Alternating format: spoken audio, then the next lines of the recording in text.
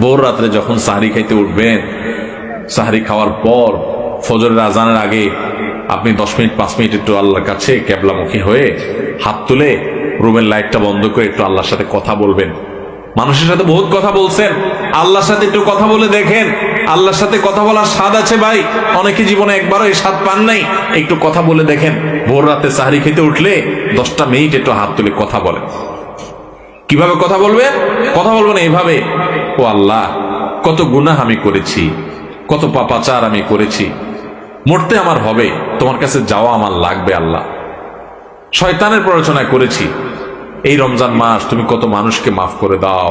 নবী করিম সাল্লাল্লাহু আলাইহি সাল্লাম বলেছেন, ওয়ালিল্লাহি উতাকাউ মিনান নার ওয়া যালিকা ফি কুল্লি লাইলা।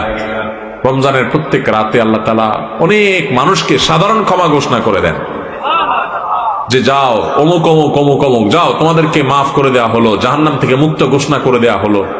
আল্লাহ কত মানুষকে আপনি সাধারণ ক্ষমা করে দিবেন। আল্লাহ আপনার সাধারণ ক্ষমা পাওয়ার জন্য কোনো যোগ্যতার দরকার হয় না, আপনি চাইলে যাকে তাকে মাফ করে দিতে পারেন। দুনিয়ার প্রেসিডেন্ট প্রধানমন্ত্রী চাইলে একটা দেশের যাকে তাকে যা খুশি তা দিয়ে দিতে পারে। তাদের যদি এই ক্ষমতা, তারা তো মানুষ। আল্লাহ, আপনি তো মহান সৃষ্টিকর্তা, আপনি তো চাইলে আমার সব অপরাধগুলো মাফ করে আমাকে ফেরেশতা বানায় ফেলতে পারেন, পারেন না আল্লাহ?